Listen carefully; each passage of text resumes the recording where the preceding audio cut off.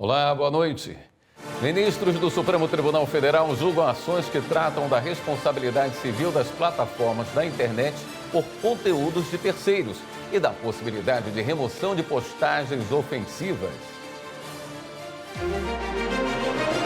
Polícia Federal resgata 15 trabalhadores em condições análogas à escravidão. Justiça manda município adequar salários de professores de educação básica e substitutos ao piso nacional.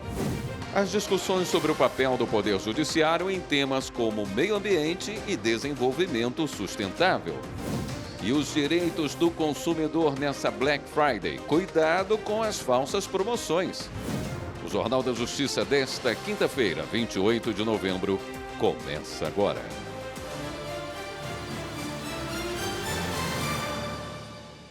Até 10 de dezembro, os tribunais de justiça de todo o país vão se mobilizar em prol de um tema muito importante: o combate à violência doméstica e familiar.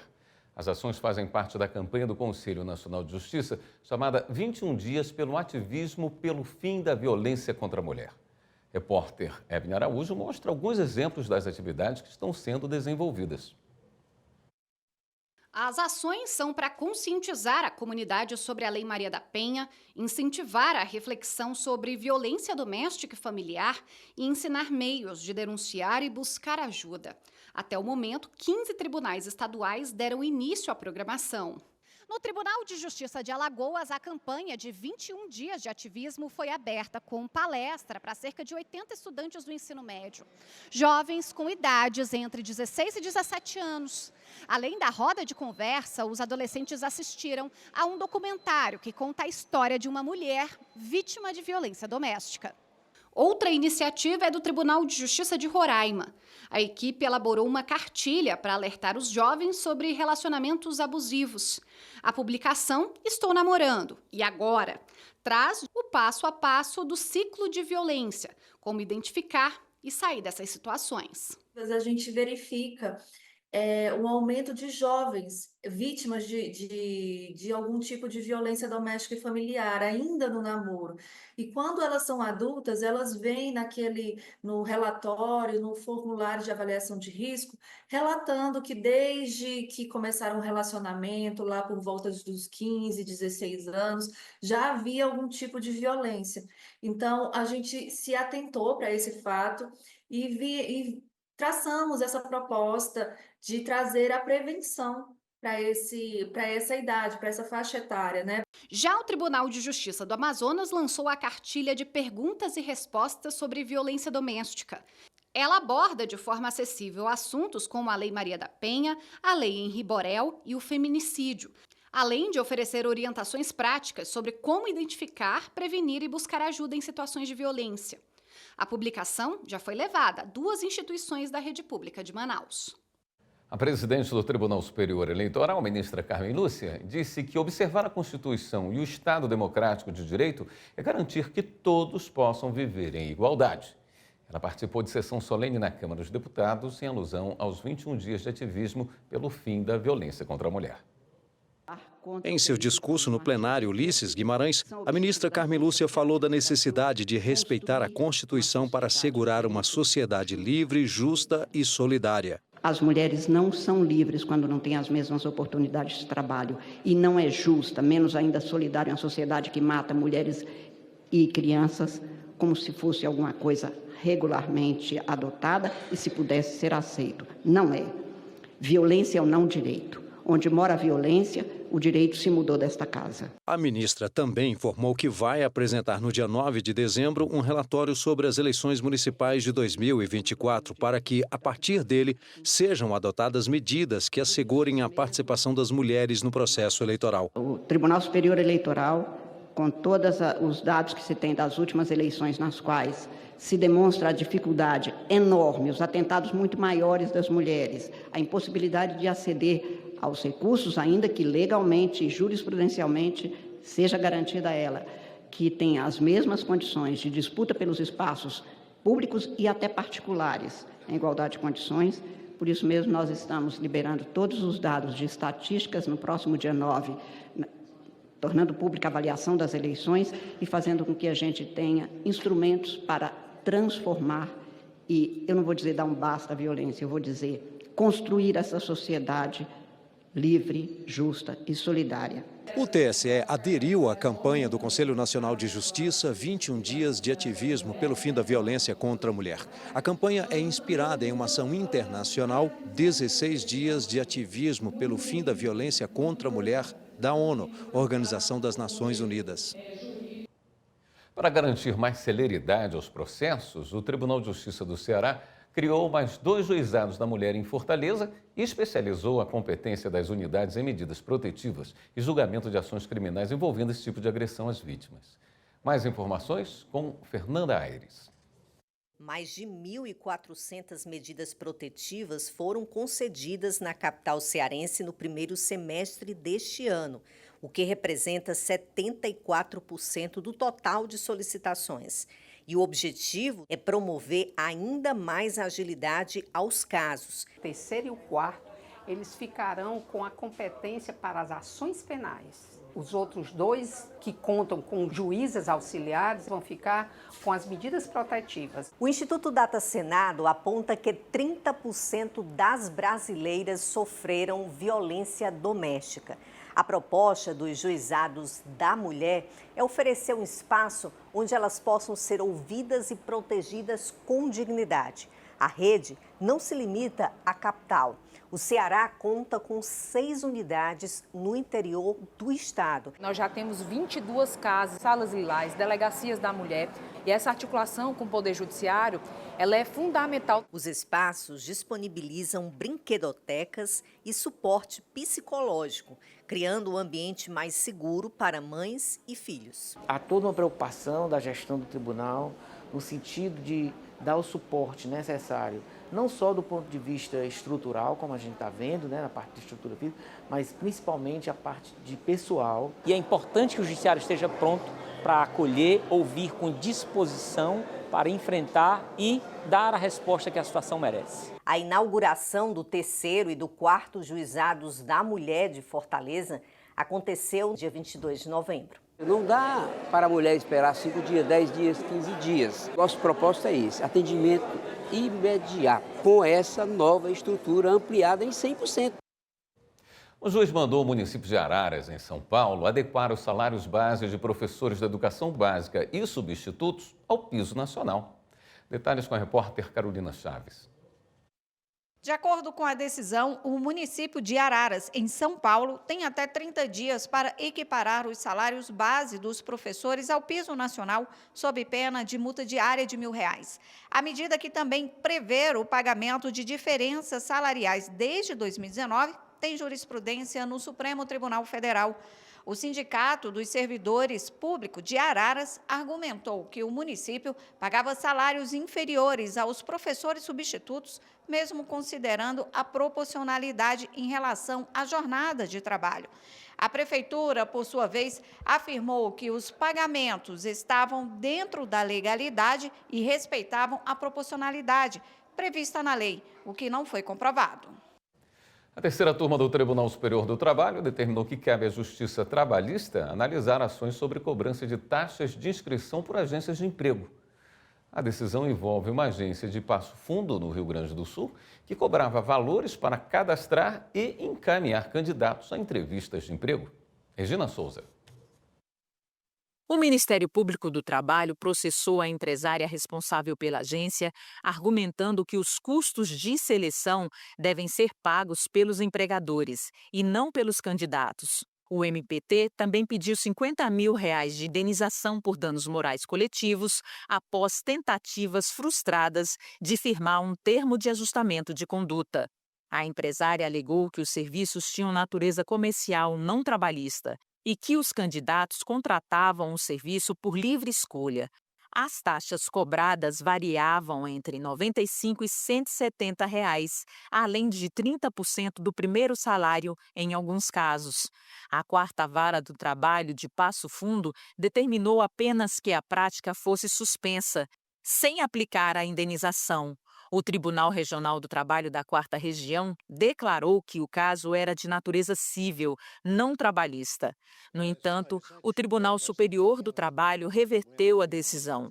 O relator, ministro Maurício Godinho Delgado, afirmou que a intermediação realizada pela agência faz parte da fase pré-contratual de relações trabalhistas, justificando a competência da Justiça do Trabalho. Com a decisão, o caso retornará ao TRT4 para análise do recurso do MPT.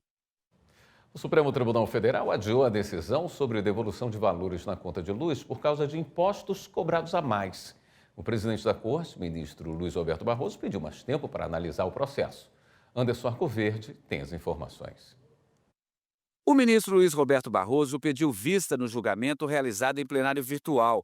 Até agora, 7 ministros votaram. Todos foram a favor da lei que obriga as distribuidoras de energia elétrica a repassar aos consumidores o dinheiro cobrado a mais por impostos. Em março de 2017, o STF decidiu que o ICMS não pode fazer parte da base de cálculo do PIS e da COFINS. Com isso, a União precisou devolver às empresas de vários setores o valor cobrado a mais. Em 2022, o governo sancionou uma lei obrigando essas empresas a repassar o dinheiro devolvido aos consumidores. A Associação Brasileira de Distribuidoras de Energia Elétrica entrou com ação no STF pedindo que a lei fosse declarada inconstitucional. Com a decisão até agora, a Corte tem maioria para manter a lei. Mas os ministros ainda discutem o prazo de prescrição, ou seja, desde quando será calculado o valor que foi cobrado a mais. O relator, Alexandre de Moraes, e os ministros Dias Toffoli, Flávio Dino, Cristiano Zanin e Nunes Marques defendem o prazo de 10 anos. Os ministros Luiz Fux e André Mendonça defendem 5 anos. Também está em discussão a data em que o prazo começará a ser contado. Poderá ser março de 2017, quando o STF decidiu sobre os impostos, junho de 2022, quando a lei foi promulgada, ou dezembro de 2022, quando a ação foi protocolada. A ANEEL, Agência Nacional de Energia Elétrica, devolveu às empresas 62 bilhões de reais. 43 bilhões já foram repassados aos consumidores com desconto nas contas de luz. Dependendo do prazo de prescrição adotado, o valor devolvido pelas empresas poderia ficar maior do que o devido. Aí, no lugar de desconto, os consumidores poderão ter aumento nas tarifas. Daqui a pouco, influenciadores digitais são presos em 4 estados, suspeitos de sonegar 80 milhões de reais com fraude em importações. E um grupo é resgatado de trabalho análogo ao de escravo em Mato Grosso do Sul. Voltamos já.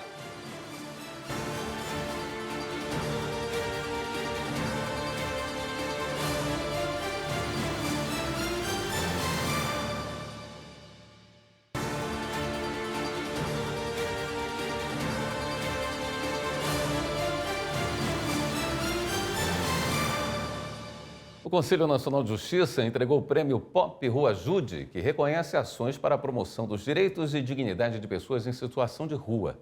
A premiação foi durante um encontro em São Paulo nesta semana para discutir o tema. Repórter Carolina Chaves acompanhou.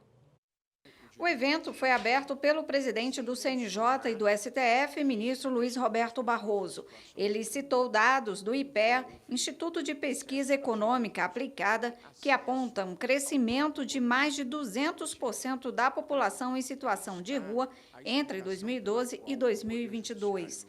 Mais de 300 mil pessoas não têm moradia fixa. O prêmio Pop Rua Ajude é uma iniciativa para estimular ações que facilitem o acesso dessa parcela da sociedade à justiça e fortaleçam a política nacional judicial de atenção a essas pessoas. O ministro Barroso lembrou que o direito à moradia está previsto na Constituição, por isso a importância de uma ação efetiva do judiciário. O judiciário no Brasil tem compromissos constitucionais com a erradicação da pobreza e compromissos com o direito de moradia, sem mencionar que a questão das pessoas em situação de rua envolve acesso a direitos e acesso ao próprio poder judiciário. Mais de 30 iniciativas concorreram ao prêmio. Segundo a coordenadora do prêmio Pop Rua Jude, juíza do Tribunal de Justiça do Distrito Federal e Territórios, Luciane Huck, os projetos destacam-se pela capacidade de inovar, transformar vidas e trazer soluções concretas para os desafios enfrentados pela população que vive nas ruas, refletindo a importância do trabalho conjunto dos tribunais, defensorias públicas, ministérios públicos e governos. A premiação se dividiu em duas categorias: impacto social e transformação e inovação na prestação de serviços judiciais. Receberam o reconhecimento as ações desenvolvidas pelo Governo do Rio de Janeiro, pela Defensoria Pública de Mato Grosso do Sul e pelo Movimento Nacional da População de Rua. Também foram contemplados os tribunais de justiça do Acre, do Amapá, de Minas Gerais, além do Tribunal Regional Federal da 6ª Região. 1 em cada 4 tribunais de justiça do país encaminha recursos e processos para o Supremo Tribunal Federal pelo sistema eletrônico. O uso da tecnologia é mais eficiente e seguro. Acompanhe na reportagem de Carolina Chaves. O sistema adotado pelo Supremo Tribunal Federal se chama Modelo Nacional de Interoperabilidade. A ferramenta agiliza o trâmite de recursos, processos e outros atos judiciais, como um reenvio, devolução, baixa e envio complementar de peças. O Tribunal de Justiça do Pará foi o primeiro estadual que utiliza o processo judicial eletrônico a aderir à ferramenta. A integração com o STF permite o processamento de grande volume de recursos para a Corte de forma rápida, liberando os servidores para a realização de outras atividades. No sistema também é possível apresentar petições e intimar eletronicamente órgãos essenciais à administração da Justiça, como a Procuradoria-Geral da República, a Advocacia-Geral da União e procuradorias de estados e municípios. Tudo em tempo real. 25% dos tribunais do país já usam essa tecnologia. Alguns tribunais estão em fase de integração com um sistema, entre eles o TJ do Rio de Janeiro, do Maranhão e do Tribunal Regional Federal da 6ª Região. A ferramenta faz parte do compromisso do Supremo Tribunal Federal com a modernização do Judiciário. O objetivo é melhorar a prestação de serviços do Judiciário à sociedade. Influenciadores digitais são presos em 4 estados suspeitos de sonegar 80 milhões de reais com fraude em importações.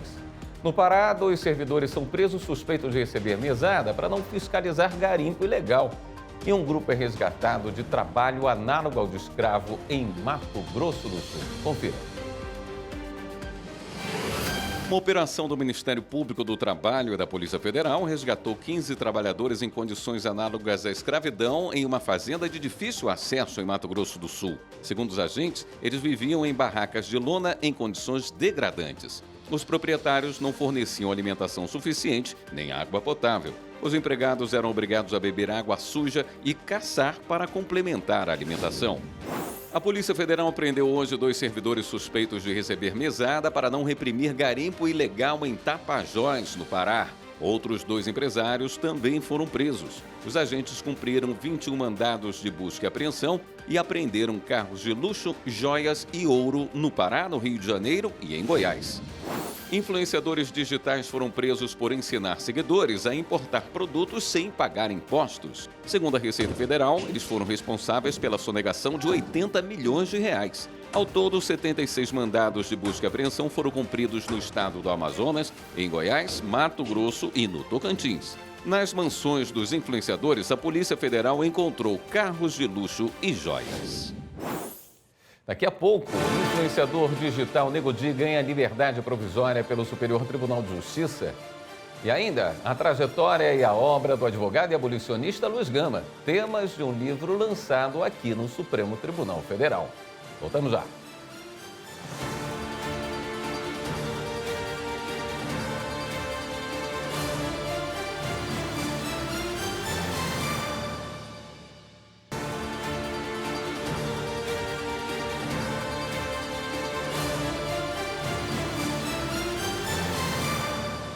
O Superior Tribunal de Justiça concedeu liberdade provisória ao comediante e influenciador Nego Di.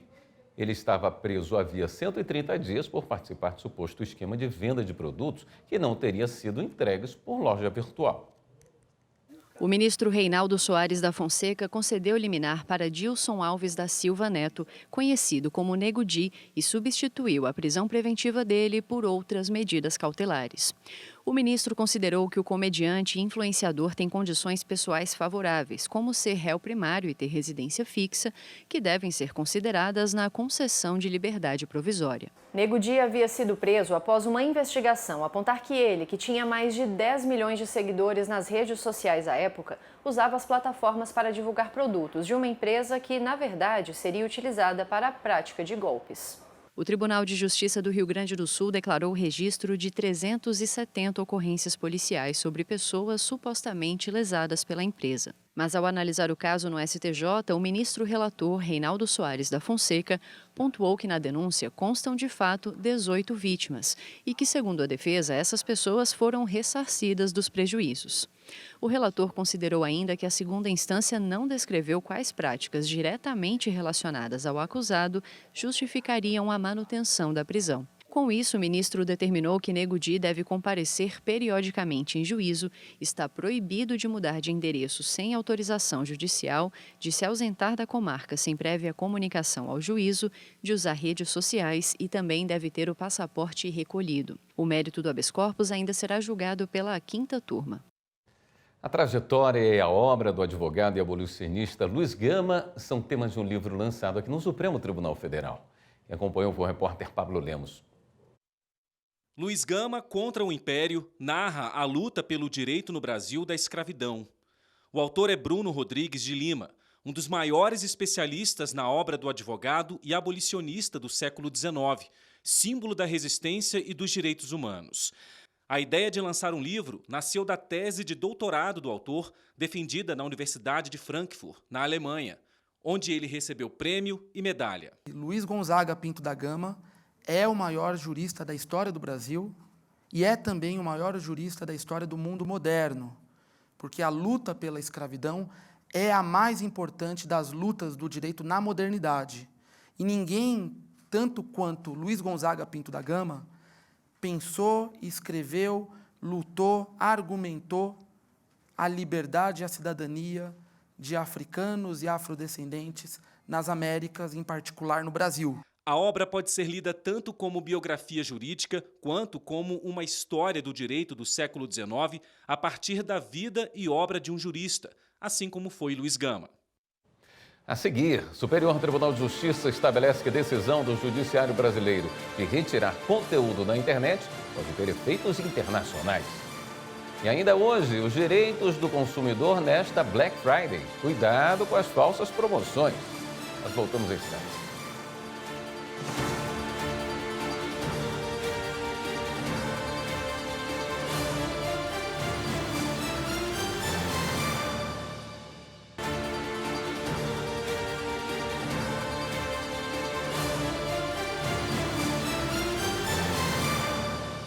A terceira turma do Superior Tribunal de Justiça estabeleceu que a decisão do Judiciário Brasileiro que manda retirar conteúdo da internet pode ter efeitos internacionais. Confira as informações com Jéssica Castro. Em um mundo cada vez mais conectado, um simples clique pode espalhar conteúdos rapidamente. Mas o que acontece quanto às normas de produção e divulgação desses materiais quando eles ultrapassam fronteiras e são exibidos em vários países? O advogado-membro do Instituto Brasileiro de Direito Digital, Alexander Bispo, esclarece que a regra é seguir o que determina a legislação do país onde o material foi publicado. O conteúdo ele é analisado conforme a legislação vigente no país. As empresas elas têm não uma legislação, mas umas normas internas que certos tipos de conteúdos não passam, então esses conteúdos realmente eles caem por policy e aí eles caem na escala global, realmente. Mas quando é impugnado por alguma pessoa física, certo tipo de conteúdo, a empresa faz a análise do conteúdo e vê se aquele conteúdo realmente infringe a legislação do país. E um caso envolvendo exatamente esse tipo de análise de compatibilidade entre conteúdo e a legislação brasileira chegou até o Superior Tribunal de Justiça. A Google Brasil Internet recorreu contra um acórdão do Tribunal de Justiça de São Paulo que determinou que fosse retirado do YouTube, em nível global, um vídeo que difamava uma empresa.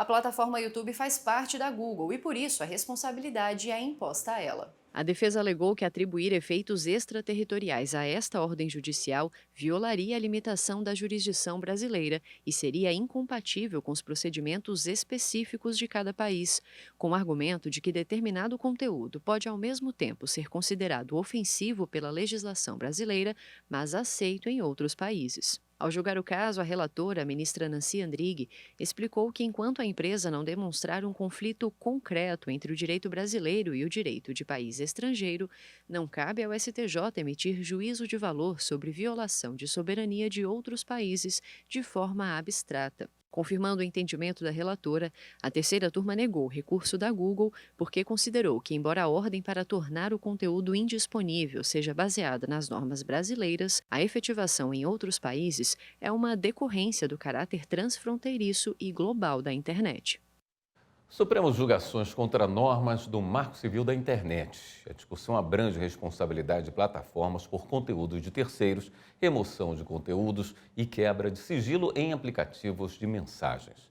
O caso tem repercussão geral, ou seja, a decisão deve ser adotada em julgamentos semelhantes no país.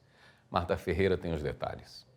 Perfis falsos, ofensas, fake news, crimes de ódio, racismo, pedofilia, terrorismo ou conteúdos antidemocráticos.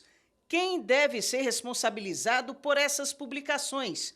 Uma lei de 2014, o chamado Marco Civil da Internet, estabelece os direitos e deveres para o uso da internet no Brasil. O artigo 19 dessa lei prevê que os provedores só poderão ser responsabilizados nos casos em que, após ordem judicial específica, não removerem em tempo hábil conteúdo apontado como ilícito. Na prática, só são punidos quando descumprem uma ordem judicial para a retirada do conteúdo. Os ministros do Supremo julgam se esse dispositivo é ou não constitucional.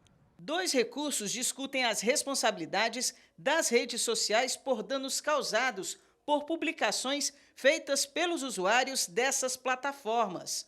No primeiro, de relatoria do ministro Dias Toffoli, o Facebook questiona uma decisão da Justiça que o obrigou a derrubar um perfil falso e fornecer dados a respeito do computador usado para criar a conta.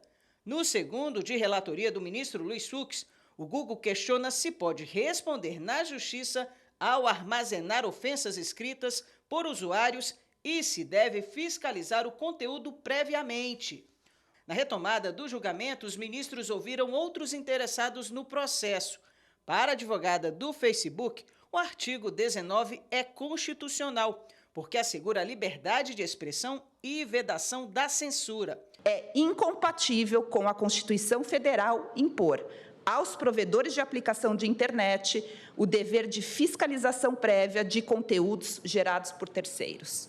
É também incompatível com a Constituição Federal a imputação de responsabilidade civil de forma ampla e irrestrita pelo não atendimento de notificações extrajudiciais para a remoção de conteúdo. A Associação Brasileira de Emissoras de Rádio e Televisão é a favor de que o STF considere inconstitucional o dispositivo em questão. Esse modelo não funciona. E por isso não é adotado em outros países do mundo. E é pior, o modelo econômico, ele pressupõe engajamento, como foi dito aqui, das plataformas de internet, elas pressupõem engajamento. As plataformas descobriram que quanto mais tempo a gente permanece vinculado nos seus aplicativos, maior é a rentabilidade. O Instituto de Defesa dos Consumidores afirma que esse ambiente não promove apenas liberdade de expressão, mas explora economicamente os usuários, bombardeando com conteúdos direcionados e manipulação algorítmica. Essa ambiência, ela não é pacífica. E outro detalhe que o IDEC traz, diferentemente do que foi colocado pelos recorrentes, é essa dificuldade operacional que eles alegam existir. Essa dificuldade operacional ela não existe no campo econômico. Vejam que os anúncios funcionam muito bem, seja quer de quem eles venham, para gerar um engajamento. E daí vem os milhões, bilhões e trilhões. Para o advogado do X, o STF deve considerar o impacto regulatório se julgar o artigo 19 inconstitucional. Pensando, e é importante que se diga, da valoração do impacto desta decisão do Supremo Tribunal Federal ao avaliar o artigo 19. Deve-se considerar o impacto, inclusive, regulatório, ou seja, a mudança do ambiente e da própria estrutura do Marco Civil com a modificação, eventual modificação do artigo 19. E, para isso, é importante, na visão da contribuinte, que sejam preservados esses elementos estruturantes que trazem o equilíbrio ao Marco Civil da internet. Já a Advocacia Geral da União se manifestou pela inconstitucionalidade do artigo 19. A União pugna pela declaração de inconstitucionalidade do artigo 19. Eventualmente, caso esta Suprema Corte entenda por conferir interpretação conforme, oferecemos muito humildemente uma opção para reflexão de balizas oportunamente apresentadas em nosso memorial. No início do seu voto, o ministro Dias Toffoli disse que o artigo 19 do Marco Civil da Internet garante imunidade às plataformas, enquanto não houver decisão judicial. O artigo 19 não está, e é curioso, ele não diz que não está de acordo com a Constituição, diz não está de acordo com o dia a dia do cidadão comum. O STJ adotou o Diário de Justiça Eletrônico Nacional para publicar os atos judiciais da Corte. Antes, eles ficavam no Diário de Justiça. A novidade começou hoje. Vem ver a novidade. Agora, todos os atos judiciais do Superior Tribunal de Justiça passam a integrar o Diário de Justiça Eletrônico Nacional. Aqui estão publicados os processos, decisões, tudo organizado para permitir consulta por órgão, data de publicação, buscas por número de processo, parte, advogado e outras formas. A última publicação de atos judiciais do STJ no Diário de Justiça Eletrônico, onde era publicado anteriormente, foi dia 27 de novembro. Agora, somente as publicações administrativas continuam a sair normalmente no DJE do STJ. A adoção do DGEM tem o objetivo de facilitar o acompanhamento dos atos judiciais num só endereço eletrônico, independentemente de qual tribunal seja a origem da publicação. E foi implementado pela Secretaria de Tecnologia da Informação e Comunicação do STJ, em conjunto com a equipe técnica do Conselho Nacional de Justiça, responsável pela nova plataforma. O DGEM pode ser acessado no endereço eletrônico comunica.pje.jus.br. Em Mato Grosso termina amanhã a 54ª edição do Fórum Nacional dos Juizados Especiais, o FONAGE, com temas importantes para o aprimoramento dos juizados especiais de todo o país. Veja na reportagem de Fernanda Fernandes como foi a abertura do evento. Na abertura do evento, prestigiada por autoridades, servidores e magistrados de todo o país, tiveram homenagens, lançamento do FONAJUDE, que é uma ação social do Fórum, e também uma conferência proferida pelo presidente de honra do FONAGE, o desembargador de São Paulo, Ricardo Cunha Chimente. A programação segue pelos próximos 2 dias, com palestras, oficinas, apresentação de boas práticas e também votação de enunciados. Um encontro que foi pensado justamente para a troca de informações e a padronização de procedimentos que possam aprimorar o trabalho realizado por esses órgãos, que hoje são a principal porta de entrada da Justiça. E eu penso que no final desses 3 dias nós teremos, sim, profundas inovações. Mais do que um evento, o 54º FONAGE vai ser um marco divisório, um marco mesmo, nas discussões dos juizados especiais. Uma iniciativa do Tribunal de Justiça de Minas Gerais leva atendimento para regiões onde é difícil o acesso ao judiciário. O programa, que tem parceria com outros órgãos públicos, passou por Contagem, na Grande Belo Horizonte. Reportagem de Fabrício Veloso. Valdirena e Jucimar vieram à unidade móvel do TJMG para dissolver a união estável, que durou 8 anos. A van integra o Sejusc itinerante, que realizou atendimento gratuito na Escola Municipal Ivan Diniz Macedo, em Contagem, na região metropolitana de Belo Horizonte. Mais praticidade no acesso aos procedimentos judiciais para quem não pode pagar. Estou super feliz com o atendimento e gostando de ver isso aí mesmo. Isso é muito bom, porque tem muitas pessoas que não têm condição de estar pagando. Dentro da escola, em uma sala reservada, o Wellison veio fazer a coleta de sangue para um exame de DNA e que será usado em um processo de reconhecimento de paternidade. E agora aguardar pelo resultado. Estes serviços, além de sessões de conciliação, são oferecidos à população pelo Centro Judiciário de Solução de Conflitos e Cidadania, que ampliou o atendimento para além das sedes do Tribunal de Justiça de Minas Gerais. É muito importante trazer esse Sejusc itinerante para poder que a população tenha um acesso facilitado, sem ter tantas despesas com o transporte, com, às vezes, também disponibilidade de tempo, durante a semana as pessoas trabalham. O Sejusc itinerante leva os serviços do Judiciário diretamente ao cidadão. Além do TJMG, outros parceiros estão envolvidos nesse verdadeiro mutirão pela cidadania. Além dos principais serviços oferecidos pela CEMIG, Copasa, INSS, Emater e CRAS, a população também contou com atendimento do PROCON, da Defensoria Pública, do Ministério Público e da Justiça Eleitoral.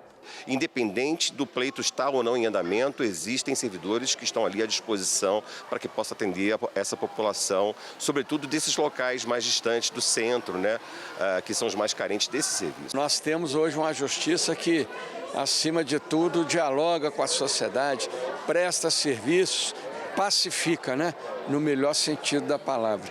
Isso aí é um exemplo que se irradia por todo o estado, por todo o Brasil. Rodrigo levou a filha Lavínia, de 7 anos, para tirar o primeiro documento de identidade. É importante, né, ter um documento para resolver os documentos delas, que está faltando pendente. Oportunidade para regularizar as certidões de casamento, óbito e nascimento. E uma ótima chance para o corte de cabelo ficar em dia. E é muito gratificante para a gente, né? Trazer os alunos para estar cortando o cabelo dos meninos e eles saem com a autoestima melhor ainda. Com tantas opções, até as crianças aproveitaram. A Transitolândia da Polícia Militar fez sucesso com a garotada. E que tal aprender a se alimentar com mais qualidade? E o que a tia está te ensinando? A montar prato saudável e não tomar suco de pozinho. Lições que vão ficar para sempre na memória desses pequenos. Como no caso da Sofia, que aprendeu com o SAMU as manobras importantes dos primeiros socorros. Emocionante, muito interessante. Daqui a pouco, ministros do Superior Tribunal de Justiça, membros do Ministério Público e magistrados se reúnem para discutir o papel do judiciário em temas como meio ambiente e desenvolvimento sustentável. E vamos falar sobre os direitos do consumidor nesta Black Friday e os cuidados com as falsas promoções. Voltamos já.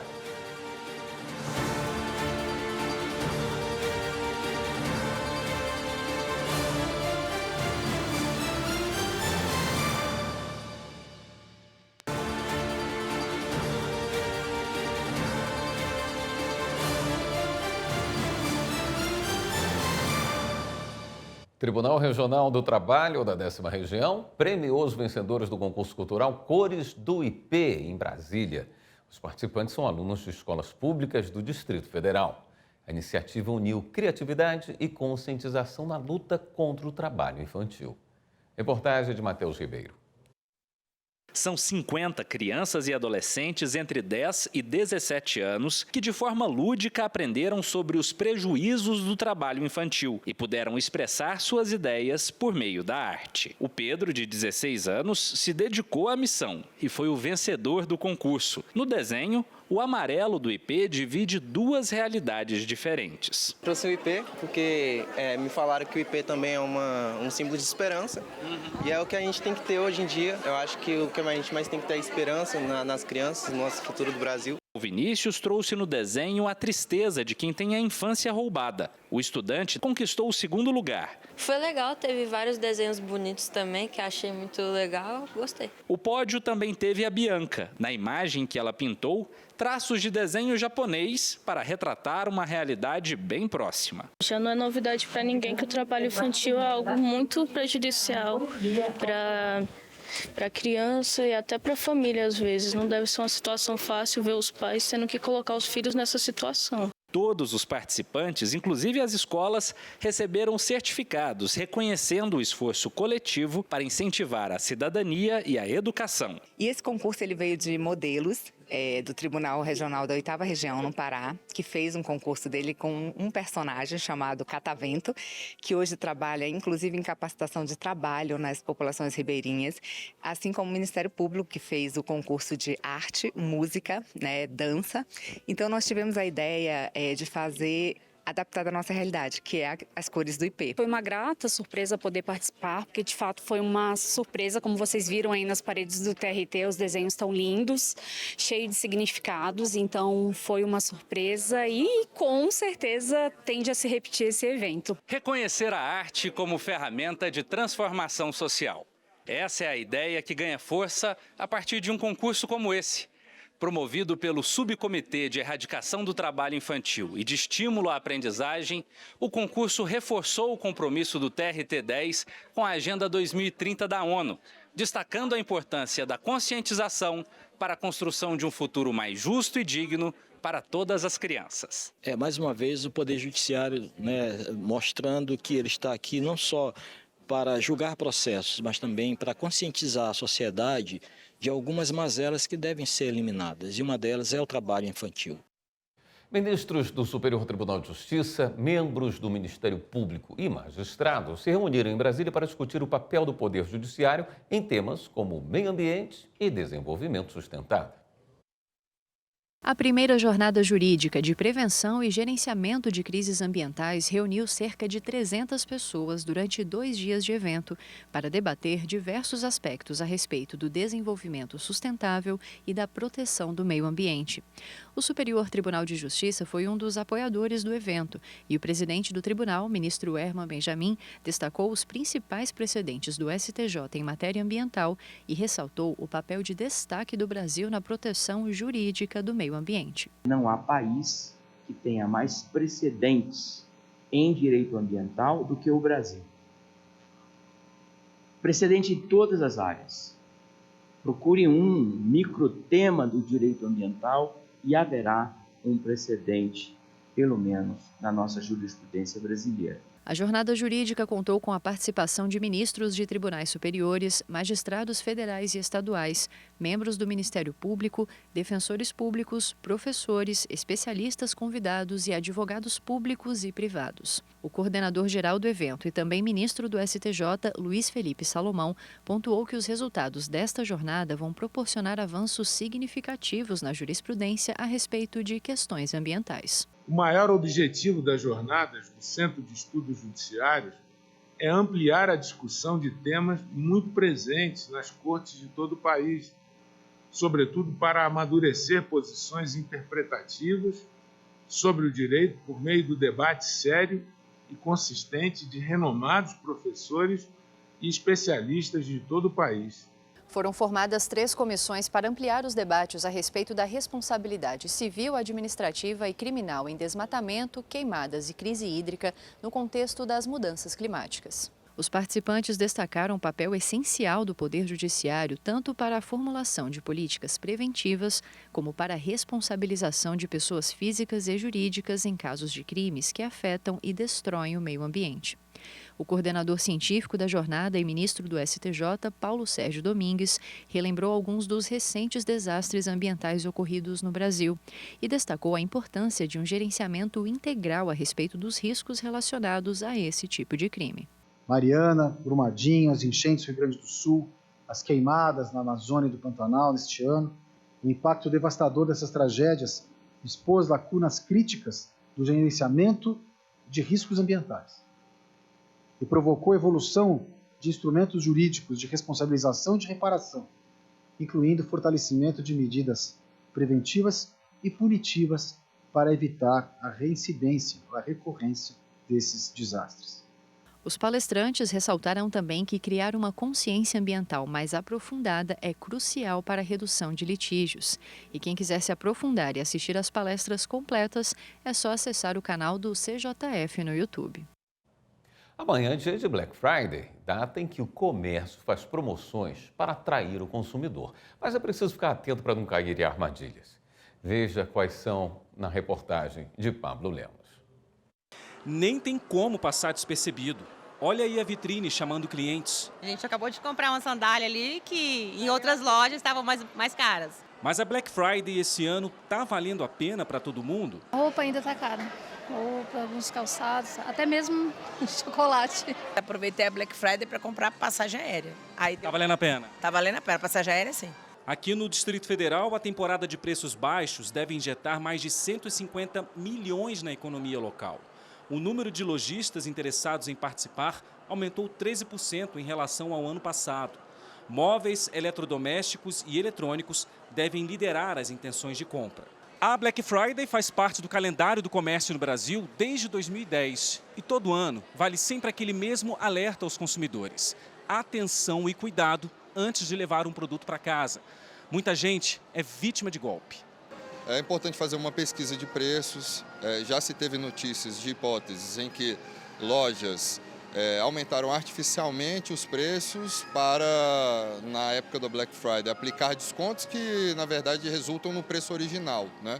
Isso é um ato, uma infração a direito do consumidor. Em relação à forma de pagamento, apenas uma pequena parcela dos consumidores no Distrito Federal, de 17%, deve pagar no débito. No Pix, quase 12%. E no dinheiro, apenas 2,6%. O cartão de crédito lidera. Quase 70% das pessoas devem parcelar as compras. É interessante que o consumidor ele se precaveja do ponto de vista de, primeiro, entender se, na hipótese de parcelamento, se aquilo ali vai representar um endividamento seguro para si e entender também quais são os juros praticados, porque muitas vezes o que acontece é deficiência na informação, o lojista ele já apresenta ali o valor final da parcela sem discriminar exatamente qual que é a taxa de juros que está praticando. Pode ser que essa taxa não seja mais adequada para o mercado. Para esse casal, comprar nas lojas físicas está saindo mais em conta, independentemente da forma de pagamento. A gente percebe que está bem próximo do preço de internet. Então, muitas vezes, compensa você vir na loja física e adquirir o produto e já levar para casa, já experimentando, ao invés de arriscar e comprar no escuro pela internet. Esta edição do Jornal da Justiça fica por aqui. Uma boa noite. Até amanhã.